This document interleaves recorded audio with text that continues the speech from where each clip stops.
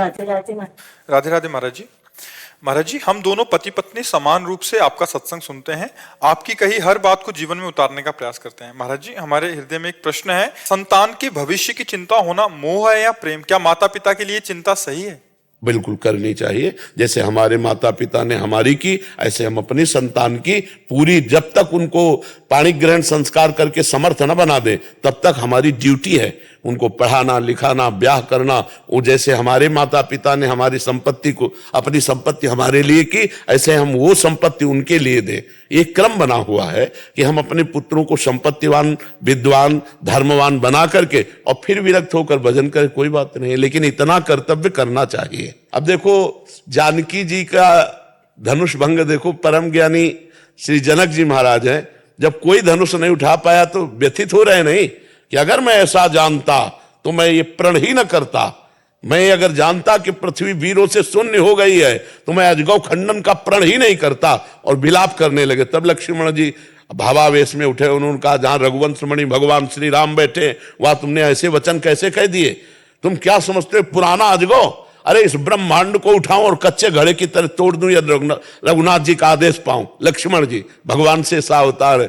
तब जनक जी को शीतलता हुई और भगवान राम ने अजगो। तो बड़े बड़े ज्ञानियों को भी बेटा बेटी की चिंता होती है, ऐसा नहीं कि अपने कर्तव्य का पालन करने की चिंता होनी ही चाहिए। सविता शर्मा जी मेरठ से। राधे राधे राधे महाराज जी। महाराज जी, मेरी भगवान की पूजा पाठ में रुचि है, करती भी हूँ, लेकिन विचार सकारात्मक होने की जगह नकारात्मक विचार ज्यादा हावी रहते हैं महाराज जी। अभी नाम जप करो, नाम जप। नाम जप से जब तक अंतःकरण पवित्र नहीं होगा तब तक ये लक्षण बने रहेंगे। ये पाप का लक्षण है। नकारात्मक सोच ये ज्यादा बढ़ जाए तो डिप्रेशन में पहुंचा दे और हर समय जलन पैदा करती रहती है, तो ये पाप का लक्षण है। जिसका हृदय पवित्र होता है उसके विचार पवित्र और सकारात्मक होने लगते हैं। जहां श्री कृष्ण अनुकूलेन प्रतिकूलस्य विसर्जनम सूत तस्मा शास्त्रम प्रमाणम थे, शास्त्र प्रमाणित बात करनी चाहिए। तो जैसे हमारे मन में प्रतिकूल चिंतन आता है, विपरीत भावना आती है, तो ये पाप का लक्षण। हमारा अंतःकरण अभी मलिन है। हमको नाम जप करना चाहिए। नाम जप करे सब ठीक हो जाएगा, सब ठीक हो जाएगा। बड़े से बड़ा डिप्रेशन का बीमार आदमी भी यदि राधा राधा राधा राधा राधा नाम जप करे और फिर देखे ठीक होता है कि नहीं। विश्वास करो, औषधियों में जो सामर्थ्य है वो भगवान की ही दी हुई है, तो वो तो भगवान का नाम है। नाम में तो अपार सामर्थ्य विराजमान है। तो हमारी जो नकारात्मक सोच है हमें दुख देती रहती है। दुख सुख हमारी सोच में है। दो ब्राह्मण बैठे थे तो एक भगत आया, उसने कहा, पंडित जी चलो हमारे यहाँ निमंत्रण। तो दोनों को ले गया, भोजन पवाया, 11-11 रुपया दक्षिणा दी, पैर छुआ। एक प्रसन्न मुद्रा में निकल रहा है और एक नाराज मुद्रा में निकल रहा है। तो एक ने पूछा कि आप प्रसन्न क्यों हैं? बोले इसलिए प्रसन्न हूं कि आज तो भोजन का भी जुगाड़ नहीं था, भोजन भी मिला और 11 रुपया भी मिले, इसलिए मैं प्रसन्न हूं। दूसरे से पूछा आप अप्रसन्न क्यों हैं, नाराज क्यों हैं? बोले सोचा था जजमान बढ़िया है, 51 रुपया देगा, 40 का घाटा हो गया, इसलिए मैं जल रहा हूं। समझ रहे हो? विचार में स्वागत दोनों का एक ही हुआ, लेकिन विचार में अंतर होने से एक सुखी है और एक दुखी है। ये नकारात्मक सोच बड़े से बड़े अनुकूलता में भी दुख ढूंढ लेगी और सकारात्मक सोच बड़ी से बड़ी प्रतिकूलता में भी सुख ढूंढ लेगी। तो भगवान का भजन करने से बुद्धि पवित्र होती है। ईश भजन सारथी सुजाना, जितना आप भजन करोगे तो बुद्धि रूपी सारथी ये सुजान हो जाएगा। ये सकारात्मक अपने इंद्रिय रूपी घोड़ों को मोड़ेगा। नहीं तो इंद्रियां मन एक गलत चिंतन करा करा करके डिप्रेशन में होता क्या है, नकारात्मक सोच बढ़ जाती है। यार कहीं ऐसा न हो जाए, कहीं ऐसा न हो जाए, कहीं ऐसा न, वो सोचते सोचते इतना नकारात्मक हो जाता है कि वो अपने शरीर की नाश की भी वृत्ति सोच लेता है। इसलिए निगेटिव भावों को रोकने की कोशिश कीजिए विचार के द्वारा, और विचार में जो रोकने की सामर्थ्य आती है वो भजन से आती है। राधा राधा राधा खूब नाम जप कीजिए। जितना पूजा पाठ ये बाहरी है, हमारी बात समझना। सांप की बांबी के ऊपर लाठी चलाओ और सांप अंदर घुसा बैठा, उसमें कोई फर्क पड़ेगा क्या? अंदर जाना चाहिए। तो बाहरी तो हम आरती कर रहे हैं, पूजा कर रहे हैं, और हृदय हमारा अंधकार से युक्त है। कैसे ठीक होगा ये अंधकार, कैसे नष्ट होगा? तो बोले राम नाम मणि दीप धरी, जीह दे हरि द्वार, तुलसी भीतर बाहरहु जो चाहसी उजियार। यदि बाहर भी आनंद जान और अंदर भी आनंद चाहते हो तो जबान पे नाम रख लो, नाम निरंतर नाम जप करो, राम राम हरि हरि कृष्ण कृष्ण राधा राधा, जो नाम प्रिय हो। बिना नाम जप किए ये दुर्गति मन स्वयं करवाता रहता है। देखो मन ही तो है ना, ज्यादा प्रतिकूल चिंतन करा दे तो अपने आप से सूट, आपके हाथ से आपको सूट करवा देगा, आपके हाथ से आपका गला कटवा देगा, आपके हाथ से आपको जहर खवा देगा, आपके हाथ से अपने फांसी लगवा देगा। आप घटनाएं सुनते हैं ना। देखो ये मनुष्य जीवन दुख भोगने के लिए नहीं मिला है, ये परम सुख भोगने के लिए मिला है। जिसे तुम यहां सुख समझते हो वो सुख नहीं, वो दुख ही है। समझ पड़ती नहीं है, गिरधर की बाया है। दुख यो नया भगवान ने लिख दिया है इस पूरे संसार को, दुखालयम अशाश्वतम। परिणाम में तुम्हें दुख मिलेगा और परिणाम में इन सबका नाश होगा। ये सब कुछ नाशवान है, तो नाशवान से शाश्वत खरीद लो, नाशवान से अविनाशी खरीद लो। सुंदर भोग बनाया, ठाकुर जी को लगाया, देखो भगवान प्रसन्न होंगे उससे। ये नाशवान शरीर है, इससे खूब अच्छे कर्म करो, दूसरों को सुख पहुंचाओ, नाम जप करो, सत्य से चलो, अभी आनंद आ जाए। इसलिए नाम जप करो, नहीं तो बुद्धि ही तुम्हें दंड देगी निगेटिव सोचवा के। बेमतलब नकारात्मक सोच बेमतलब जलाती रहती है, कोई मतलब नहीं, और अंदर ही अंदर जलता रहता है इंसान। और सकारात्मक सोच आनंद देती रहती है। तो जब भजन करोगे तो सोच सकारात्मक हो जाएगी, और भजन विहीन जीवन नकारात्मक सोच में बढ़ जाता है। और वो इतना नकारात्मक, उसे हर जगह डर लगने लगता है, भय सता जाता है, चिंता, उद्विग्न, शोक, विषाद ये उसे घेर लेते हैं। इसलिए गोस्वामी जी ने एक दोहे में कहा, तब लगी कुशल न जीव कहूं, सपने हूं मन विश्राम, जब लगी भजत न राम कहूं, शोक धाम तज काम। 24 घंटे में तुम 24 मिनट हमें दे दो, सब ठीक होना शुरू हो जाएगा। क्या 24 मिनट? ठीक 24 मिनट घड़ी से देख के राधा राधा राधा राधा राधा राधा राधा, फिर आपके देखो 24 घंटे कैसे जाते हैं। 24 मिनट देने में क्या परेशानी? 24 घंटे में भगवान ने तुम्हें इतना बड़ा जीवन दिया है, और तुम्हें 24 घंटे में 24 मिनट केवल भगवान के लिए देने, वो भी परिणाम में लौटकर तुम्हारा ही मंगल होगा। 24 मिनट एकांत में बैठकर भगवान को सामने मानकर नाम जप करो और लिखते जाओ राधा राधा। 24 मिनट इतनी मेहनत करो, फिर इसके बाद तुम देख लेना, तुम्हारी सोच बदल जाएगी, तुम्हारा जीवन बदल जाएगा। तो इसलिए चिंतन ठीक करना है तो भगवान का भजन करो जी। दिव्य नाम दास जी, अमेरिका से। राधा श्री हरि। गुरुदेव आपके चरणों में कोटि कोटि प्रणाम। गुरुदेव, मैं अपने जीवन में ऐसा क्या करूं कि काया वाचा मनसा से किसी भी समय स्थान परिस्थिति में किसी भी जीव के प्रति कोई भी अपराध ना बने? भगवान की शरण में हो जाओ। जब जीव भगवान की शरण में हो जाता है तो शरणागति का रंग चढ़ता है। जब रंग चढ़ता है तो सब में भगवान नजर आते हैं। जड़ चेतन जग जीव जत सकल राम में जान। सो अनन्य गति जाके असमति न टरे हनुमंत, मैं सेवक सचराचर रूप स्वामी भगवंत। फिर हम अपने स्वामी को कटुवचन कैसे बोल सकते हैं? फिर हम अपने स्वामी को शरीर से कैसे दुख पहुंचा सकते हैं? फिर अपने स्वामी के प्रति मन से कैसे उल्टा सोच सकते हैं? तो पहले हम मन वचन कर्म से भगवान की शरण में हो, भगवान का चिंतन करें और सब में भगवान की भावना करें। अगर सब में भगवान की भावना करेंगे तो ये बात हो सकती है जो आप प्रश्न किए, अन्यथा ये नहीं हो सकती।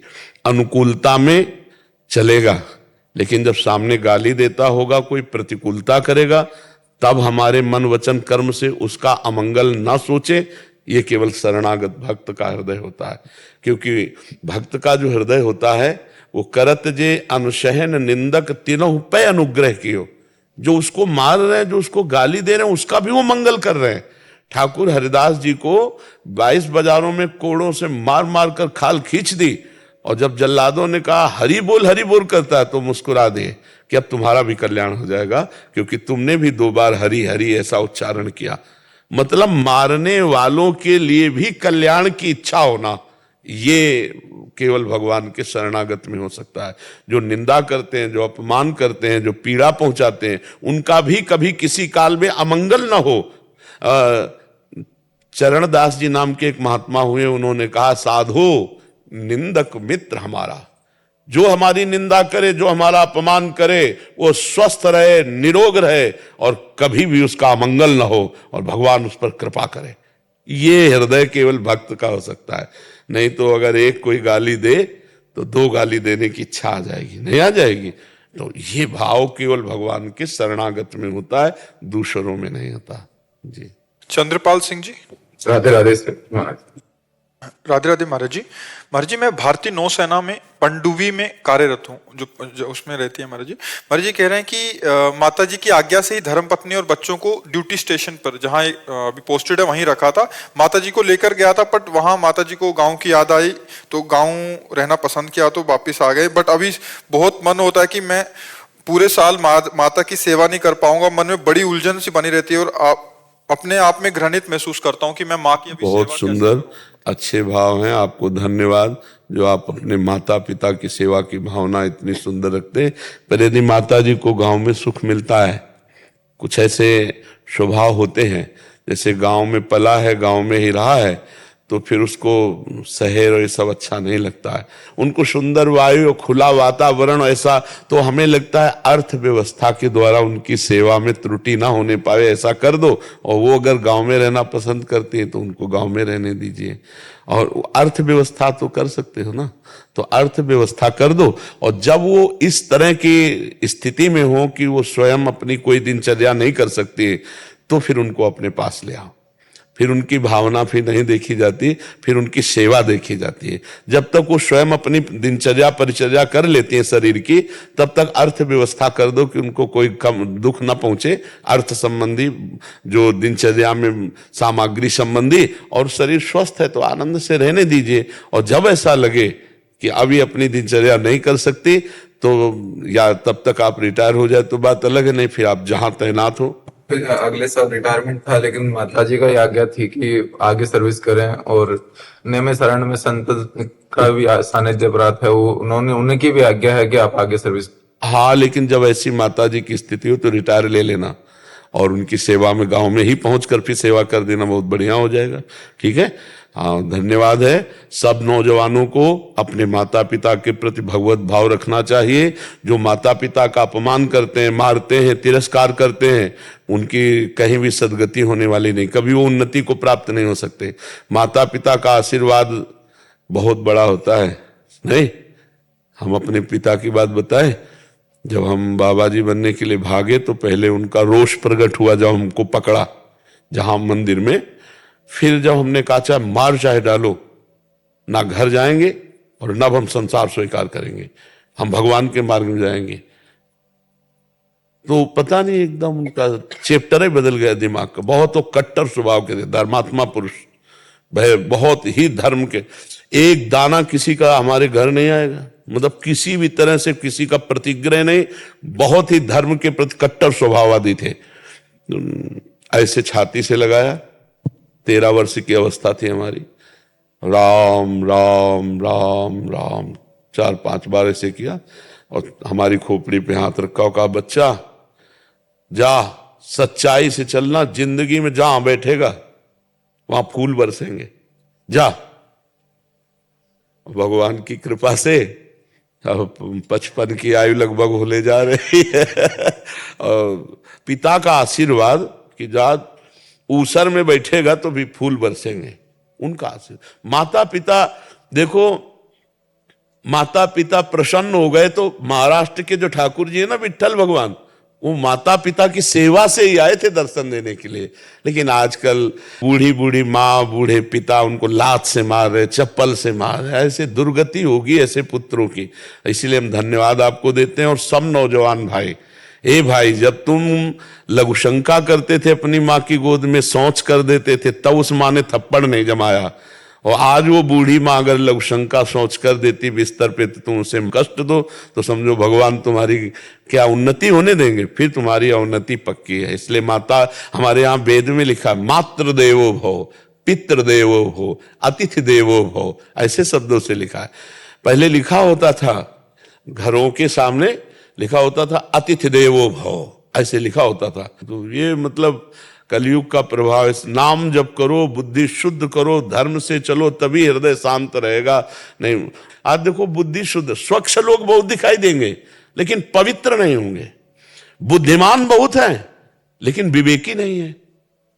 शरीर बहुत तगड़ा है लेकिन बल नहीं है।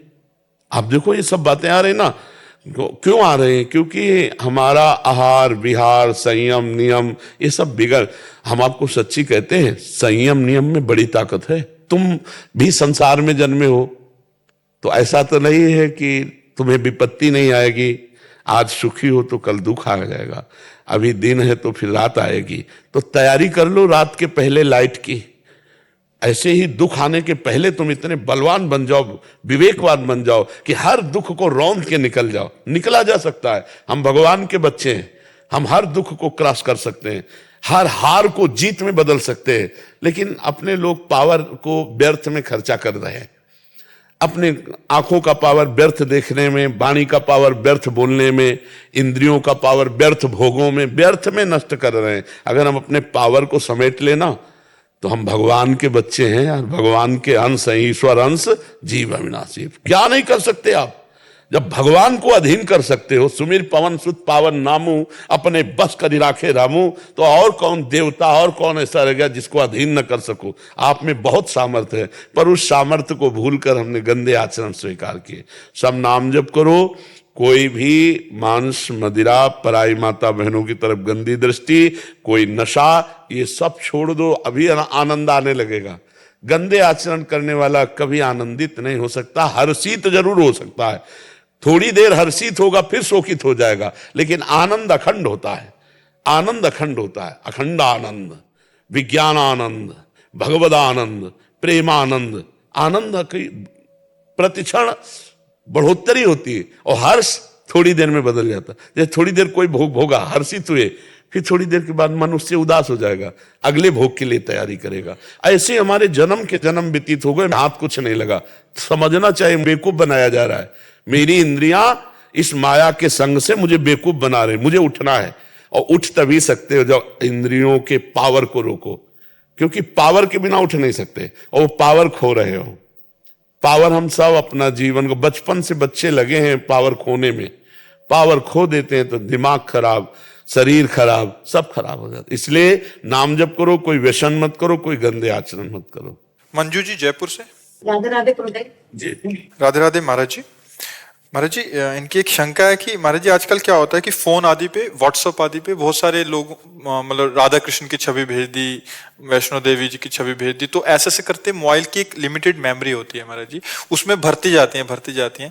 बट जैसे अभी जब उनको खाली करना होता है तो कह रहे कि बड़ा संशय होता है कि उसको डिलीट मार देंगे, कोई अपराध तो नहीं लग जाएगा? नहीं, उसमें क्या अपराध है डिलीट कर ऐसे अपराध थोड़ी है, ऐसे कोई अपराध नहीं। बहुत थोड़ा विशाल हृदय बनाइए, थोड़ी बुद्धि को प्रवीण कीजिए, ऐसे नहीं कि मतलब वो कह रहे हैं कि अंदर और हमारी तो प्रार्थना है कि मोबाइल का प्रयोग बहुत सावधानी से कीजिए, बहुत सावधानी से।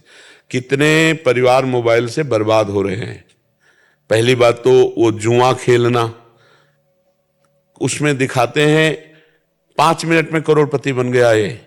अब ये नए नए बच्चे सोचते हैं बातें ही बन गई ना 5 मिनट में। अब पापा की जेब खाली कर, मम्मी की जेब खाली करके और सब गेम लगा दियो, जब हार गए तो सुसाइड सोचते हैं। अच्छा, और भी बात है, अब आपके पास मोबाइल है, आपका ब्याह हो चुका है, अब वो ऐसे ऐसे बनावटी रूप करके आपको दोस्ती का ऑफर देंगे और आप दोस्ती में आ गए तो मिट्टिया मेट हो जाएंगे, मिट्टिया मेट हो।